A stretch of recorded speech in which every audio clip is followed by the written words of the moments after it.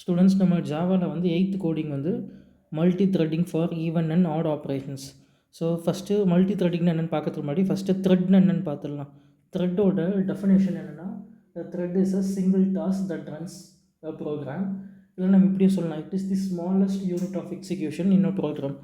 இது டெஃபினேஷனாக சொல்கிறத விட ஒரு எக்ஸாம்பிள் எடுத்து பார்த்தா இன்னும் ஈஸியாக அண்டர்ஸ்டாண்ட் ஆகும். இப்போ நம்ம என்ன பண்ணால், நம்ம பிசிஏ டிபார்ட்மெண்ட் எடுத்துப்போம். ஸோ பிசிஏ டிபார்ட்மெண்ட் ஸ்டூடெண்ட்ஸ்க்கு என்ன மெயின் அச்சீவ்மெண்ட்னா, first semester, second semester, third semester, fourth semester, fifth sem, sixth semester. ஓகேவா? ஸோ இந்த எல்லா செமஸ்டருமே அவங்க முடித்தா தான் டிகிரி வந்து அவங்க கையில் கிடைக்கும். அப்போ நான் என்ன பண்ணுறேன், ஃபஸ்ட்டு செமஸ்டரை வந்து ஒரு ப்ராசஸ்ன்னு வச்சுக்கிறேன், செகண்ட் செமஸ்டர் இன்னொரு ப்ராசஸ், தேர்ட் செமஸ்டர் இன்னொரு ப்ராசஸ். அந்த மாதிரி டோட்டல் எனக்கு எத்தனை ப்ராசஸ் இருக்குன்னா, இங்கே 6 ப்ராசஸ் இருக்குன்னு எடுத்துப்போம். இப்போ இந்த ஒவ்வொரு ப்ராசஸும் கரெக்டாக நடக்கணும்னா, அப்போது அந்த ஒவ்வொரு செமஸ்டருக்கும் என்ன பண்ணியிருக்கணும், அந்த ஃபேக்கல்ட்டிஸ் உங்களுக்கு எடுத்து வைப்பாங்களா, ஸோ அந்த ஃபேக்கல்ட்டிஸ் எல்லாருமே உங்களுக்கு பர்ஃபெக்டாக கிளாஸ் எடுத்து வைக்கணும். ஸோ பர்ஃபெக்டாக கைட் பண்ணியிருந்தால் தான், ஸோ எல்லா ஃபேக்கல்ட்டிஸுமே அவங்களோட இண்டிவிஜுவல் டாஸ்க் கரெக்டாக பண்ணியிருந்தால் மட்டும்தான் உங்களால் என்ன பண்ண முடியும், நம்மளால் எல்லா ஸ்டூடெண்ட்ஸ்னாலுமே வந்து மார்க்ஸ் நிறைய ஸ்கோர் பண்ண முடியும். அப்போ அங்கே இருக்க ஒவ்வொரு ஃபேக்கல்ட்டியுமே நம்ம என்னென்னு சொல்லலாம்னா த்ரெட்டுன்னு சொல்லலாம். ஓகேவா? அப்போ வந்து ஃபார் எக்ஸாம்பிள் இங்கிலீஷ் ஃபேக்கல்ட்டி இருக்காங்க, ஸோ அவங்களோட டாஸ்க்கை அவங்க பர்ஃபெக்டாக பண்ணணும். அப்புறம் வந்து தமிழ் ஃபேக்கல்ட்டி இருக்காங்க, அவங்க டாஸ்க் அவங்க பர்ஃபெக்டாக பண்ணணும்.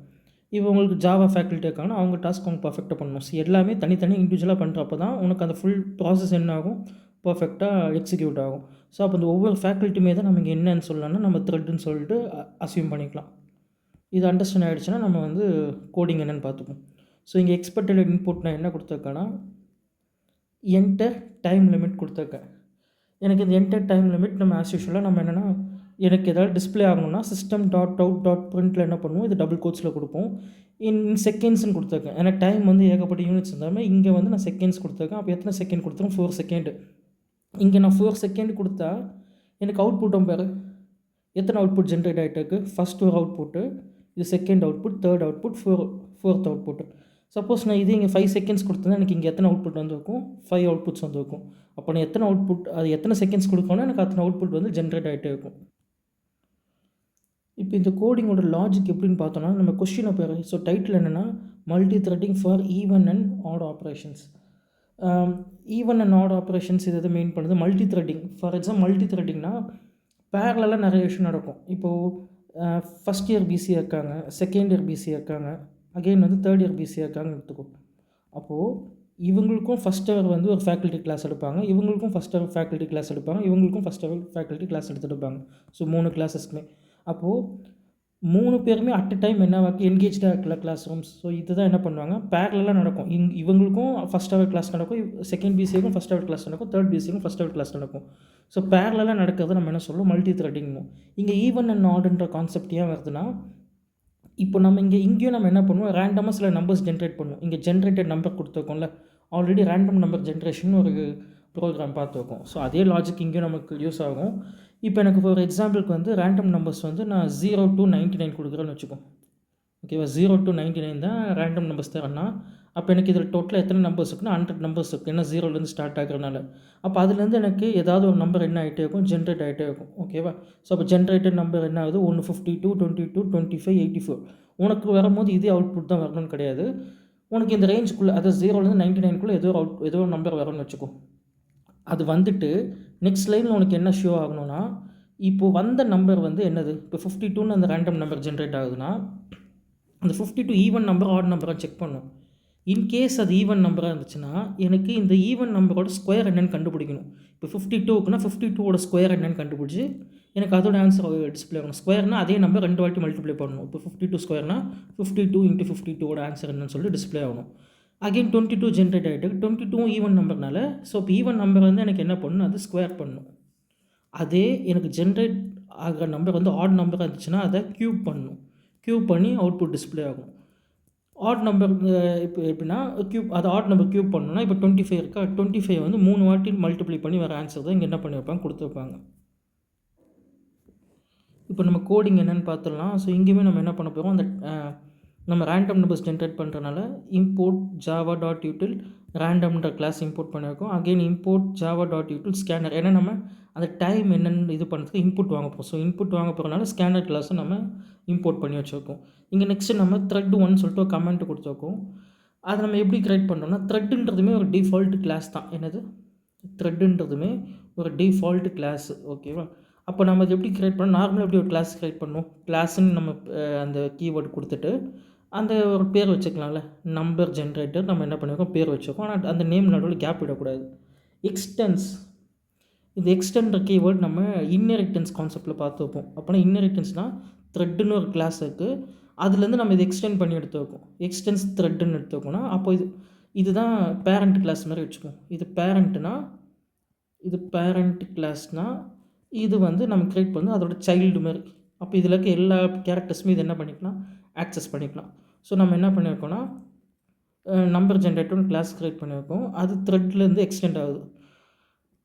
அப்புறம் இதில் நம்ம என்ன கொடுத்துருக்கோம்னா, டைம் லிமிட்னு ஒரு வேரியபிள் கொடுத்துருக்கோம். டைம் லிமிட் அது என்ன டேட்டா டைப்? ஏன்னா நம்ம டைம் லிமிட் வந்து மேலே 4 seconds கொடுத்தோம்ல.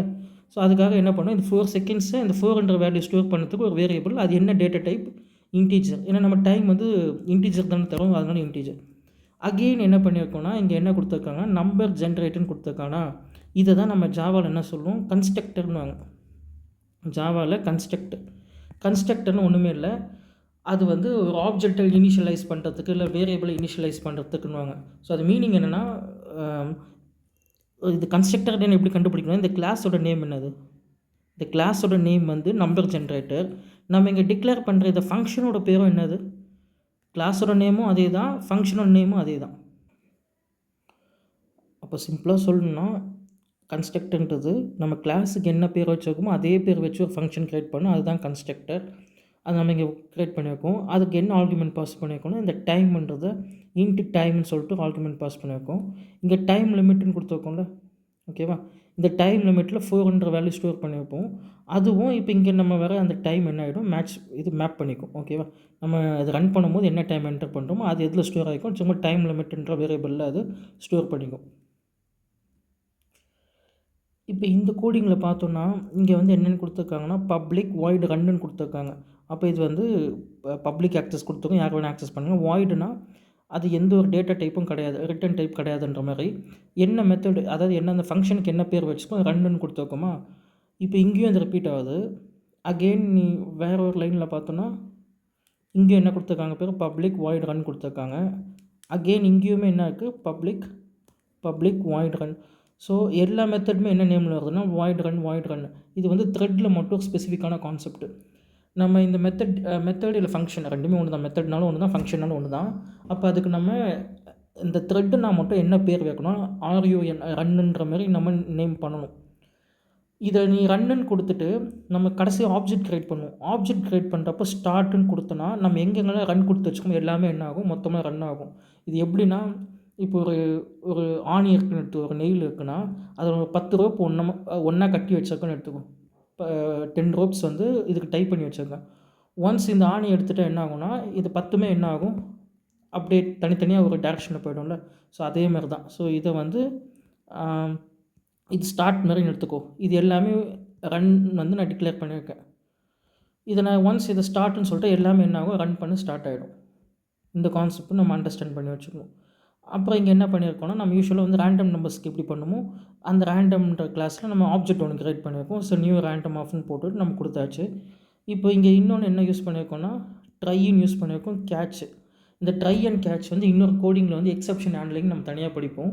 But try and catch எதுக்குன்னா, இப்போ நான் ஒரு செட் ஆஃப் கோடிங் கொடுக்க போகிறேன், அதில் ஏதாவது எரர்ஸ் இல்லை மிஸ்டேக்ஸ் மாரி இருந்துச்சுன்னா அதை என்னென்னு நீங்கள் பார்த்து வச்சுக்கோன்னு சொல்லிட்டு தான் ட்ரை. கேட்ச் எதுக்குன்னா, ஒரு வேளை அங்கே மிஸ்டேக் இருந்தால் அது என்னன்னு சொல்லிட்டு எனக்கு மென்ஷன் பண்ணி சொல்லுன்னு சொல்லணும், அது கேட்ச். ஓகேவா? மிஸ்டேக்கே இல்லைன்னா பிரச்சனை இல்லை. இப்போ நீங்களே வந்து ஒரு ஆஸ் அ ஸ்டூடெண்ட்டாக ஒரு எக்ஸாம் எழுதுறீங்கன்னா, இப்போ ஸ்டாஃபாக வேல்யூவேட் பண்ணும்போது என்ன பண்ணுவாங்க, மிஸ்டேக்கே இல்லைன்னா பிரச்சனை இல்லை. இன்கேஸ் மிஸ்டேக் இருந்தால் அந்த மிஸ்டேக் ஹைலைட் பண்ணி இதுதான் மிஸ்டேக்னு ஷோ பண்ணுவாங்களா. ஸோ அதுதான் இது இந்த கேட்ச்ன்ற மாதிரி. இப்போ நான் இங்கே ஒரு ஃபார் லூப் வந்து கொடுத்துருக்கேன். எதுக்கு ஃபார் லூப் கொடுத்துருக்கேன்னா, இங்கே டைம் வந்து நான் மேலே கொடுக்கும்போது 4 செகண்ட்ஸ் சொன்னேன்னா, அப்போ எனக்கு எவ்ரி 1 செகண்டுக்கு என்ன ஆகணும், ஒரு அவுட்புட் வந்து ஜென்ரேட் ஆகிட்டே இருக்கணும், ஒரு ரேண்டம் நம்பர். அப்போது இது லூப் மாதிரி தான். ஃபஸ்ட்டு செகண்டுக்கு எனக்கு ஒரு அவுட்புட் வரணும், செகண்ட் செகண்டுக்கு ஒரு அவுட்புட்டு, தேர்டு செகண்டுக்கு ஒரு அவுட்புட்டு, ஃபோர்த்து செகண்ட் அப்போ ஒரு அவுட்புட்டு. அப்போ அது ஒவ்வொரு வாட்டியும் என்னென்னா லூப் மாதிரி ரன் ஆகும்போது இங்கே ஃபார் லூப்பில் என்ன பண்ணுறேன், ஸ்டார்டிங் டைம் வந்து I வந்து 1ன்னு கொடுத்துறேன். அப் டு எனக்கு இது வரைக்கும் போனோன்னா அந்த டைம் லிமிட்டில் மேலே டைம் லிமிட்டில் நான் வந்து 4 செகண்ட்ஸ் கொடுக்குறேன்னா லெஸ் தென் ஈக்குவல் டுன்னும் போது அப்போ 1லேருந்து 4 வரைக்கும் ரன் ஆகும். ஒவ்வொரு வாட்டி முடிஞ்சோன்னா அதுவே என்ன பண்ணிக்கும், ஃபஸ்ட்டு 1 செகண்ட், அப்புறம் இன்க்ரிமெண்ட் ஆகிட்டு 2 செகண்ட் ஆகும், அப்புறம் 3 செகண்ட்ஸ், அப்புறம் லாஸ்ட்டில் வந்து 4 செகண்ட்ற மாதிரி இன்க்ரிமெண்ட் ஆகிக்கும்.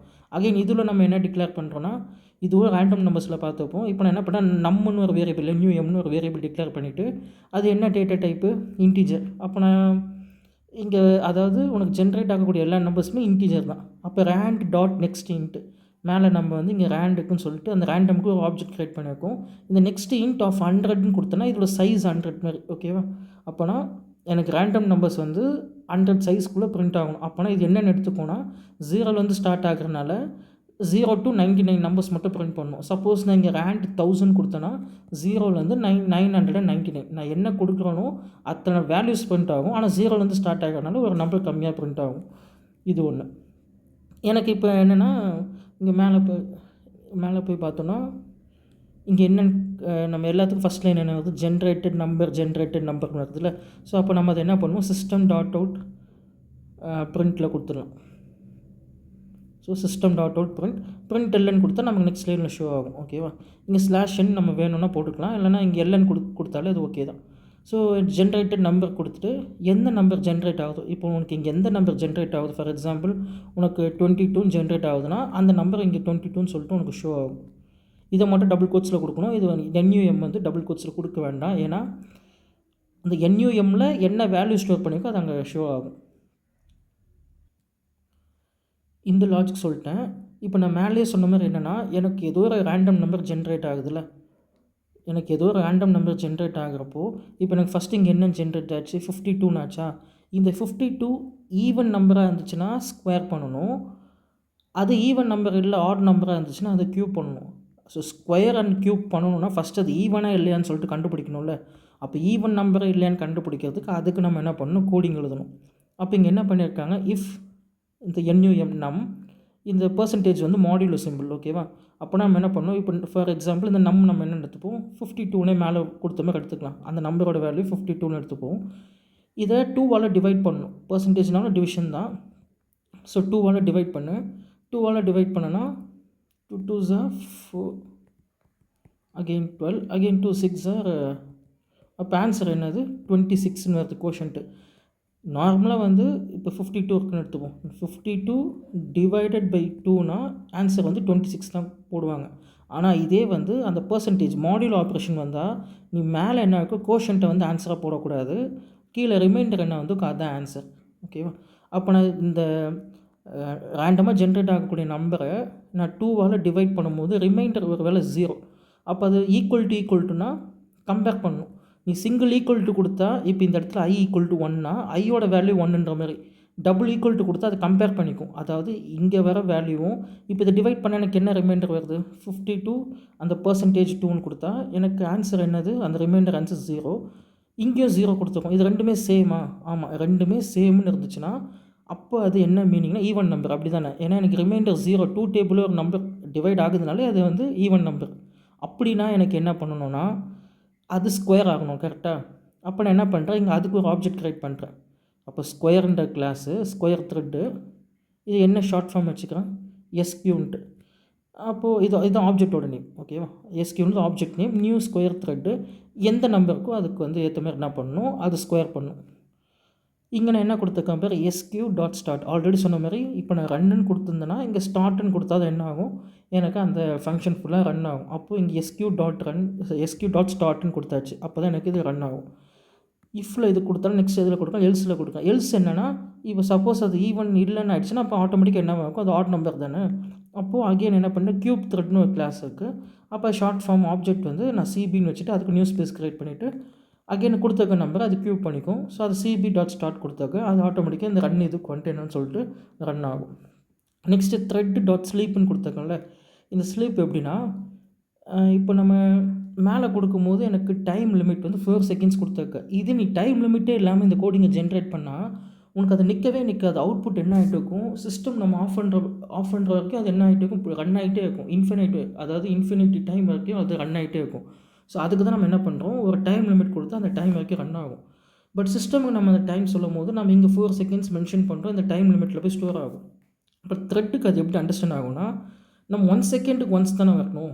நான் இங்கே சொல்லும்போது ஃபஸ்ட்டு செகண்டுக்கு ஒரு அவுட்புட் ஜென்ரேட் ஆகணும், அடுத்த செகண்டுக்கு ஒரு அவுட்புட், அந்த மாதிரி ஒவ்வொரு செகண்டுக்கு டைம் விட்டு கேப் விட்டு வருதுல்ல. அப்போனா அது என்ன அர்த்தம்னா, த்ரெட்டு டாட் ஸ்லீப்புன்ற மாதிரி. ஸ்லீப்னா அந்த நேரத்தில் எதுவுமே ஜென்ரேட் ஆகாது, அந்த டைம் கழித்து ஜென்ரேட் ஆகுன்ற மாதிரி. அப்போ நம்ம இங்கே என்னென்னு கொடுத்துருக்காங்க, 1000 கொடுத்துருக்காங்க. ஸோ இந்த 1000 எதை டினோட் பண்ணுன்னா, இது மில்லி செகண்ட்ஸில் கொடுத்துருக்காங்க. ஓகேவா, 1000னா மில்லி செகண்ட்ஸில் கொடுத்துருக்காங்க. அப்போது 1000 மில்லி செகண்ட்ஸ் வந்து அது வந்து 1 செகண்ட்ற மாதிரி மீனிங். ஸோ எப்போவுமே இந்த இதில் நீ கொடுக்கும்போது செகண்ட்ஸில் கொடுக்கக்கூடாது, மில்லி செகண்ட்ஸை கன்வெர்ட் பண்ணிவிட்டு கொடுக்கணும். அகெயின் இன்கேஸ் இந்த ட்ரை பிளாக்கில் ஏதாவது மிஸ்டேக் நடந்துச்சுன்னா அதை கேட்ச் பிளாக்கில் எனக்கு என்ன பண்ணிக்கலாம், என்னன்னு சொல்லிட்டு நம்ம சார்ட் அவுட் பண்ணலாம். ஸோ கேட்ச்னு கொடுத்துட்டு இது இன்டரப்டட் எரர். யூஸ்வலாக த்ரெட்டுன்ற கான்செப்ட் வந்து நடுவில் தான் இன்டரப்ஷன், ஏதாவது அந்த ப்ராசஸை தடுக்குதா, அதை ஸ்டாப் பண்ணுதா தடுக்குதான்ற மாதிரி செக் பண்ணுவாங்க. ஸோ அது ஷார்ட் ஃபார்ம் நம்ம என்ன பண்ணுறோம், ஷார்ட் ஃபார்மாக ஈன்னு கொடுத்துக்கோம். இன்டரப்டட் எரரை ஷார்ட் ஃபார்மாக ஈன்னு கொடுத்துக்கிறோம். இப்போ சிஸ்டம் டாட் அவுட் println ஈன்னு கொடுத்தா, இன்கேஸ் இங்கே ஏதாவது எனக்கு இன்டரப்டட் எரர் நடந்தால் எனக்கு என்ன ஆகும், இன்டரப்டட் எரர் எக்ஸப்ஷன் நடந்திருக்குன்னு சொல்லிட்டு எனக்கு ஷோ ஆகும். இல்லைனா நார்மலாக அந்த ப்ராசஸ் வந்து ரன் ஆகிட்டே போகும். எனக்கு அதோட ஒன்ஸ் அந்த 4 செகண்ட் முடிஞ்சிச்சுன்னா எனக்கு என்னென்னு ஷோ ஆகணும், time limit reach program stopped. கரெக்டாக 4 செகண்ட் முடிச்சோன்னா எனக்கு time limit reach program stopped. அப்போ சிஸ்டம் டாட் அவுட் printlnலாம் அது என்ன பண்ணிக்கும், அதையும் நோட் பண்ணிக்கும். இப்போ நம்ம மேலே எல்லாமே டிக்ளேர் பண்ணிட்டோம். ஆனால் இப்போது அகெயின் இந்த கோடு இன்னொரு வாட்டி ரிவ்யூ பண்ணும்போது இங்கே நம்ம ஸ்கொயர் த்ரெட்டுன்னு வந்து ஒரு கிளாஸ் இருக்குது. நம்ம ஆப்ஜெக்ட் வந்து எஸ்கியூன்னு வச்சுருக்கோம், கியூப் த்ரெட்டுக்கு வந்து சிபின்னு வச்சுருக்கோம்ல. அப்போது இந்த ஸ்கொயர் த்ரெட் ஏதோ கிளாஸ் தானே, நமக்கு வந்து த்ரெட்டுன்றது டிஃபால்ட் கிளாஸ். ஆனால் இந்த ஸ்கொயர் த்ரெட்டுன்றது டிஃபால்ட் கிடையாது. அப்போ அதை நம்ம தான் டிக்ளேர் பண்ணி வைக்கணும். அப்போ அதை தான் இங்கே என்ன பண்ணியிருக்காங்க, இங்கே கீழே டிக்ளேர் பண்ணியிருக்காங்க. நீ கோடிங்கில் இது மேலே டிக்ளேர் பண்ணிவிட்டு அப்புறம் கூட இதை ஃபஸ்ட்டு இந்த பிளாக் கோடிங் எழுதிட்டு கூட நீ இதை பண்ணலாம். இல்லைனா இங்கே கொடுத்துருக்கோம் இதை எழுதிட்டு கூட இதை பண்ணலாம், நம்ம இஷ்டம் தான். ஸோ அப்போ அந்த ஸ்கொயர் த்ரெட்டுன்ற அந்த கிளாஸுக்கு நம்ம என்ன பண்ணுறோம், அகெயின் நம்ம டிஃபைன் பண்ணுறோம். ஓகேவா, ஸ்கொயர் த்ரெட்னு இங்கே க்ரியேட் பண்ணியிருக்கோம், அது கிளாஸு. இது எதோட எக்ஸ்டென்ஷன்னா, த்ரெட்டுன்ற அந்த பேரண்ட் கிளாஸோட எக்ஸ்டென்ஷன் இது. இங்கேயுமே அது என்ன நம்பர், அதாவது நம்ம ஒரு நம்பர் கொடுக்க போகிறோம், அது இன்டிஜர் டேட்டா டைப்பு. இங்கே என்ன மெத்தட் டிக்ளேர் பண்ணியிருக்கோன்னா, அகெயின் கன்ஸ்ட்ரக்டர் கால் பண்ணியிருக்கோம். ஏன்னா இந்த கிளாஸுக்கு என்ன நேமோ இங்கேயும் அதே நேம் தான். அப்போ இங்கே இன்ட்டு என்னன்னு கொடுத்துருக்கோம். என்னன்னா ஒன்றுமே இல்லை, இந்த நம்ம இங்கே என்ன நம்பர், இப்போ நம்ம ஃபார் எக்ஸாம்பிள் 52 கொடுக்குறோன்னு எடுத்துக்கேன். அந்த 52 தான் இந்த எண்ணு. அது எதில் போய் ஸ்டோர் ஆகுதுன்னா அந்த நம்பர்ன்ற வேரியபிளில் போய் ஸ்டோர் ஆகுது. ஒன்ஸ் இந்த ஃபங்க்ஷனை கால் பண்ணால் எனக்கு என்ன ஆகும்னா, இங்கே அகெயின் ஒரு பப்ளிக் வாய்ட் ரன் கொடுத்துருக்காங்க. எனக்கு அவுட்புட்டில் என்ன டிஸ்பிளே ஆகணும்னா, ஸ்கொயர் ஆஃப் எந்த நம்பர், நான் இப்போ கொடுக்குற நம்பர் என்னது, இப்போ நான் இப்போ 52ன்னு கொடுத்தா அந்த நம்பர் 52, இந்த டபுள் கோட்ஸில் ஈக்குவல் டுன்னு வரும். டபுள் கோட்ஸ் கொடுத்தா ஆசிட்டிஸ் என்ன ஆகும், அது அப்படியே எனக்கு ஸ்கொயர் ஆஃப் எந்த நம்பர் ஈக்குவல் டு, இங்கே என்ன பண்ணுறோன்னா நான் கொடுத்த நம்பரே நம்பர் இன்ட்டு அந்த நம்பர். அப்போனா அது என்ன அர்த்தம், நம்பர் இன்ட்டு அந்த நம்பர்னால் அதை ஸ்கொயர் பண்ணியிருக்காங்கன்னு அர்த்தம். அதேமாதிரி மேலே வேறு என்ன கொடுத்துருக்கோன்னா, க்யூப் த்ரெட்டுன்னு கொடுத்துருக்கோம்ல. அப்போ அதுக்கும் நம்ம இங்கே என்ன பண்ணணும், க்யூப் த்ரெட்னா என்னன்னு சொல்லி டிக்ளேர் பண்ணணும். அப்போ அதுக்கு தனியாக எழுது. அப்போ க்யூப் த்ரெட்டு இதுவும் வந்து த்ரெட்டோட ஒரு இன்ஹெரிட்டட் கிளாஸ்ன்ற மாதிரி. இப்போ நெக்ஸ்ட் அதே லாஜிக் தான், அங்கே என்ன எழுதிருக்குமோ அதை அப்படியே இன்னொரு வாட்டி காப்பி பண்ண போகிறோம். ஆனால் பேர் மட்டும் என்ன பண்ணுறது, க்யூப்ன்ற மாதிரி நம்ம கொடுத்துருக்கோம். அதே கான்செப்ட் தான். ஆனால் இங்கே என்ன ஆக போகுதுன்னா, அதே நம்பர் 3 வாட்டி உனக்கு என்ன ஆகுது, மல்டிப்ளை ஆக போகுது. ஏன்னா இது ஆட் நம்பராக இருந்துச்சுன்னா இது வரும். ஃபார் எக்ஸாம்பிள் 25 இருந்துச்சுன்னா 25 இன்ட்டு 25 வந்து 3 வாட்டி உனக்கு அது மல்டிப்ளை பண்ணிட்டு அந்த ஆன்சர் வந்து ரிட்டர்ன் பண்ணும். இப்போ நமக்கு எப்போயுமே நமக்கு என்ன தெரியும், ஜாவாவில் வந்து இந்த மெயின் மெத்தட் எல்லாமே ரன் ஆகாதுன்ட்டு. ஸோ அப்போ மெயின் மெத்தடுக்கு ஒரு கிளாஸ் நம்ம க்ரியேட் பண்ணுறோம், public class multi thread example. இது எதுக்குமே ஸ்பேஸ் விடாமல் நேம் டைப் பண்ணணும். So public static void means string ARGSலாம் போட்டுட்டு, நம்மக்கிட்ட இன்னும் இன்புட்டே வாங்கலை, நம்ம இன்னும் இன்புட்டே கொடுக்கல, ஜஸ்ட்டு இதெல்லாம் லாஜிக் மட்டும் டிஃபைன் பண்ணி நம்ம கோடிங் இது பண்ணியிருக்கோம். அப்போ இன்புட் வாங்கினா ஸ்கேனர் கிளாஸ்க்கு SCன்னு ஆப்ஜெக்ட் க்ரியேட் பண்ணியிருக்கோம். நம்ம என்ன இன்புட் கொடுக்குறோமோ, நம்ம இது வந்து மெயினாக அந்த டைமுக்கு தான் நம்ம என்ன பண்ணுவோம், இன்புட் கொடுப்போம் இங்கே. ஓகேவா, ஏன்னா ரேண்டம் நம்பர்ஸ் அதுவே ஜென்ரேட் பண்ணிக்கும். அந்த டைமுக்கு அது இன்புட் கொடுக்குறனால நமக்கு என்ன டைம் 4 செகண்ட்ஸ் தரனால அப்போ அது இங்கே எடுத்துக்கும். அகெயின் சிஸ்டம் டாட் அவுட் printlnல நம்ம வந்து அந்த என்டர் டைம் லிமிட் இன் செகண்ட்ஸ் ஸ்டார்டிங்கில் இந்த இன்புட் எக்ஸ்பெக்டட் இன்புட்டில் என்ன ஆகும், அந்த சென்டென்ஸ் அப்படியே நம்ம என்ன பண்ணுறோம், டபுள் கோட்ஸில் கொடுத்தா எனக்கு அப்படியே டிஸ்ப்ளே ஆகும். அது எனக்கு என்ன ஆகுதுன்னா, செகண்ட்ஸ்ன்ற ஒரு வேரியபிள் கிரியேட் பண்ணுறேன். அதில் ஸ்டோர் பண்ணிக்கிறேன். இப்போ நான் என்டர் பண்ணுற அந்த 4 வந்து sc.next இன்ட்டுனா அது செகண்ட்ஸில் போய் ஸ்டோர் ஆகுது. இப்போது இந்த மெயின் கிளாஸ் நம்பர் ஜென்ரேட்டர் மேலே ஒன்று கிரியேட் பண்ணோம்ல, நம்பர் இதோ இந்த மெயின் கிளாஸ் நம்பர் ஜென்ரேட்டர், அந்த நம்பர் ஜென்ரேட்டருக்கு நம்ம என்ன பண்ணுறோம், அகெயின் ஆப்ஜெக்ட் கிரியேட் பண்ணுறோம். அது ஷார்ட்டாக என்ஜின் வச்சுருக்காங்க. ஆப்ஜெக்ட் நம்ம என்ன நேம் வேணால் வச்சுக்கலாம். என்ஜின் வச்சுட்டு அதுக்கு வந்து புதுசாக என்ன பண்ணுறோம், ஆப்ஜெக்ட் கிரியேட் மெமரி ஸ்பேஸில் லொக்கேஷன் கிரியேட் ஆகுது. நம்ம ஏன் வந்து இந்த மெயின் கிளாஸ்க்கு அகெயின் ஆப்ஜெக்ட் கிரியேட் பண்ணுறோன்னா, ஏன்னா நம்ம அந்த அதாவது மெயின் கிளாஸ்ன்னு சொல்கிறது அந்த நம்ம இந்த நம்பர் ஜென்ரேட்டர் கிளாஸ்க்கு ஏன் அகெயின் நம்ம என்ஜின் ஆப்ஜெக்ட் கிரியேட் பண்ணியிருக்கோன்னா, அந்த நம்பர் ஜென்ரேட்டர் கிளாஸில் நம்ம எல்லா டீட்டெயில்ஸுமே கொடுத்துருக்கோம். அது நமக்கு தேவையான டைம் லிமிட் என்ன, அப்புறம் அதில் தான் நமக்கு அந்த த்ரெட் 1 என்ன பண்ண போகுது, த்ரெட் 2 அதாவது ஒரு ஈவன் நம்பர்ஸாக இருந்துச்சுன்னா அது நமக்கு ஸ்கொயர் பண்ணி வரணும், ஆட் நம்பர்ஸாக இருந்துச்சுன்னா எனக்கு அது க்யூப் பண்ணி வரணுன்ற மாதிரி மொத்த கான்செப்ட்டும் நம்ம அந்த கிளாஸ்க்குள்ளே தான் நம்ம டிஃபைன் பண்ணியிருக்கோம். ஸோ அதனால் அதுக்கு ஆப்ஜெக்ட் கிரியேட் பண்ணிவிட்டு நம்ம ஸ்டார்ட்னு கொடுத்துருக்கோம். ஸோ இது த்ரெட் கான்செப்ட்னா நான் ஸ்டார்ட்னு கொடுத்தா அப்போ எனக்கு எங்கே அந்த கிளாஸுக்கு போயிட்டு ரன் என்ன இருக்கோ எனக்கு அது ரன் ஆகும். ஸோ இப்படி தான் இந்த இது வந்து ஃப்ளோ ஆகும். இந்த கோடிங் வந்து இதுதான் ஃப்ளோ. லாஸ்ட்டாக எனக்கு எந்த இன்புட் கொடுத்து முடிச்சிட்டேன்னா sc.close கொடுத்தனா அதுக்கு மேலே என்கிட்ட ஃபர்தராக எந்த இன்புட்டும் வாங்கிக்காது.